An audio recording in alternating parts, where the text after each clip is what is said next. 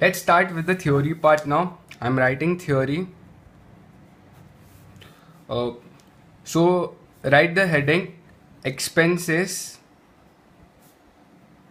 which are allowed for deduction from the total income. Expenses which are allowed for deduction from the total income are as follows. So what do you understand by the statement? The income that the SSE has, wait a second, sorry. The income that SSE has earned from that income, that is the GP that the SSE has earned, from that GP which all expenses will be allowed, that is which all expenses will be subtracted from that GP, are as follows. First, write section 30, write rent, rates and taxes and insurance of building are allowed if such is for the building other than building not allowed. So let's understand what is this rent. If you have hired a building and you are paying rent for such building, then such a rent will be allowed as deduction from the GP.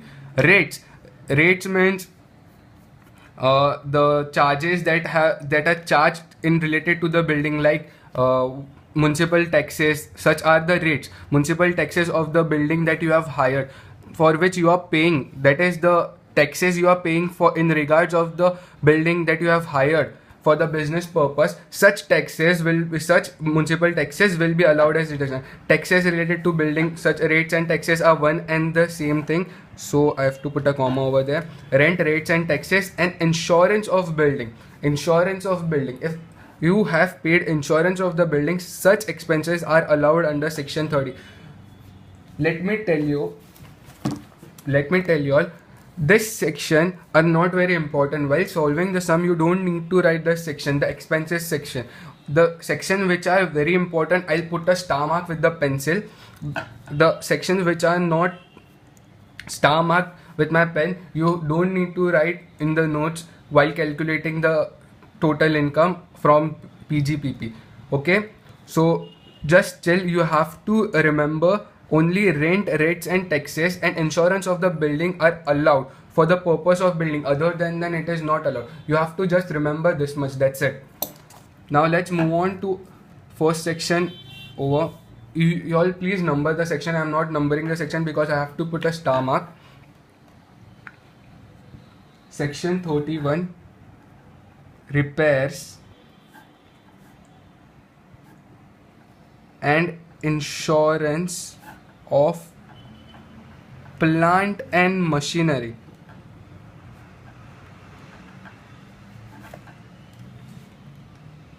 Allowed if for the business and not allowed if other than business. I am writing this in a para manner just because if you want to write such things in your exam as a working note, so you can write. I am not drawing that chart because I have just now, few days ago, I came to realize that if you draw charts, the examiner will think you have taken a shortcut. You don't want to explain in detail. So if you write in a para manner, it will be very beneficial to her.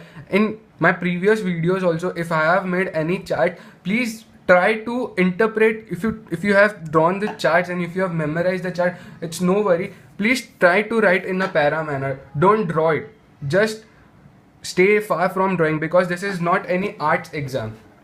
It is the one of the toughest exam in India. So you have to be very cautious of writing your paper.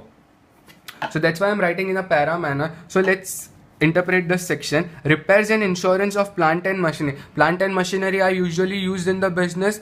Such if you are spending on repairs and insurance of the plant and machinery, such expenses should be by default allowed as your expenses. So these expenses are allowed as deduction only used for plant and machinery, which plant and machinery are used for the business only and not other than business. If the plant and machinery are partially used for business and partially for personal use, then as per the ratio of the business use, allocate the amount.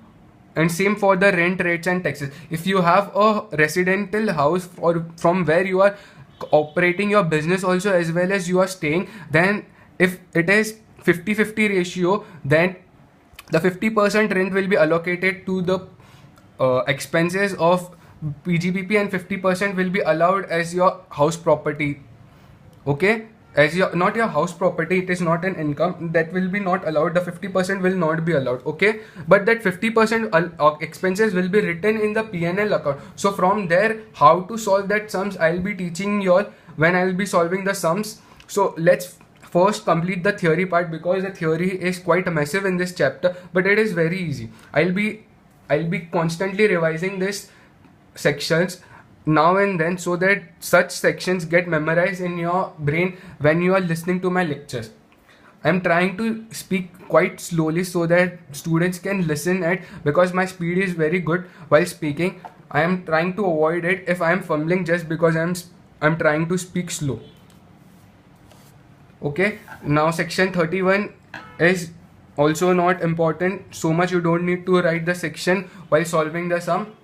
You just need to know such expenses are allowed. That's it. If you want, if you can write this without writing the section, because there are many sections you have already learned in the previous lectures. So don't take stress for these two sections. Now let's take down the rates of depreciation first.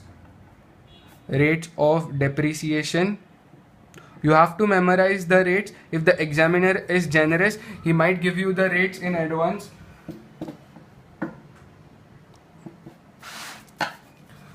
Okay, I'm sorry, wait. First, building. Normally 10%, residential 5%, temporary wooden structure 100%. So now let's try to memorize this. Building, if building is normally for the business use, then 10% depreciation. If it is residential, then 5% depreciation. If it is a temporary wooden structure, then 100% depreciation is allowed as expenses. Such expenses will be allowed. This all depreciation is an expenses. Don't get confused what we are studying.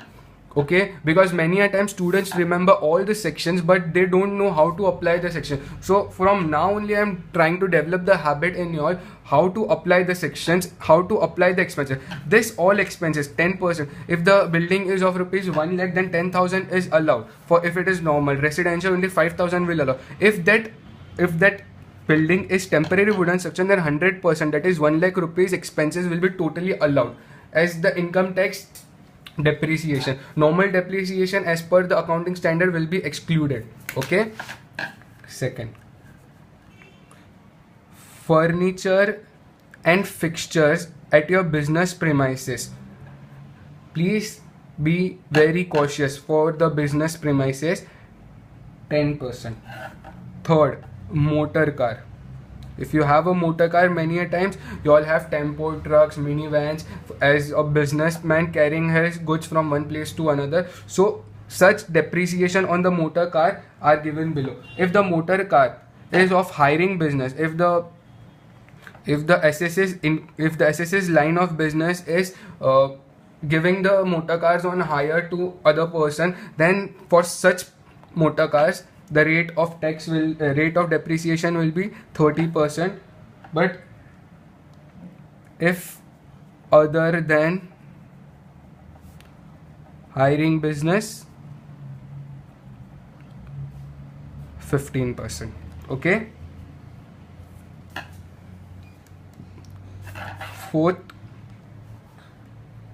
if ships are there for the business, then depreciation at the rate of 20%.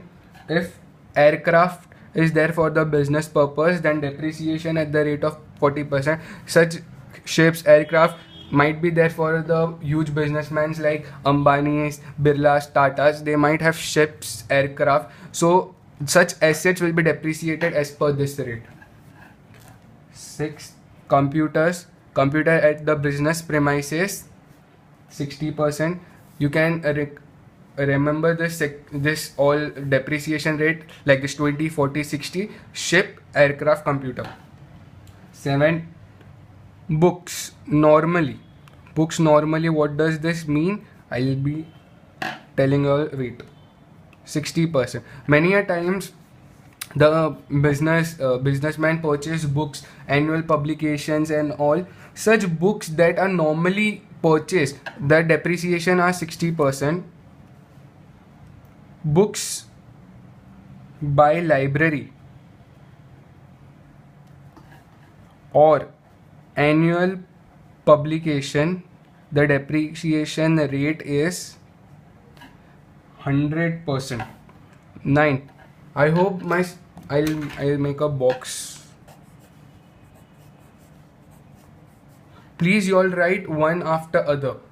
Don't start writing now. Write in a straight manner. My page was constrained. You take a fresh page and write all the depreciation. Make a particulars and write the rates. Okay?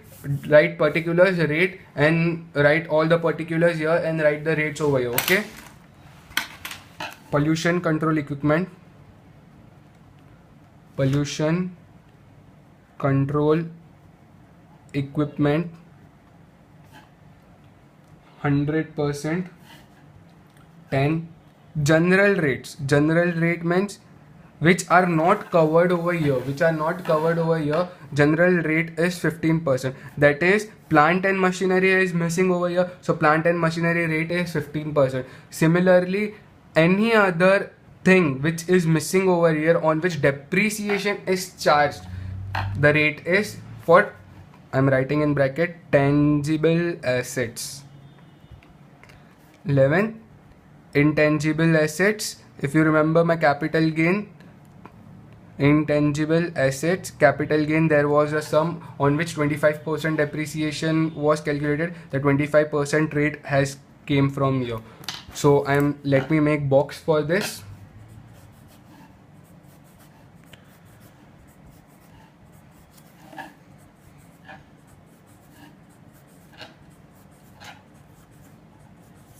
Please pause the video and copy it down, and copy in the manner how I showed you all. Please don't do in the shabby manner. I hope you all have copied this. Okay, sorry, I have forgot to let you all copy this. So first copy this and then copy this. If you have copied this first, it is okay. Doesn't matter, rates can be written first also, because section 32 is still remaining. So I'll be teaching section 32 after this only. So if you want, you have written first, then it's okay. I hope you have copied this. If not, please pause the video and copy. Please pause the video and copy.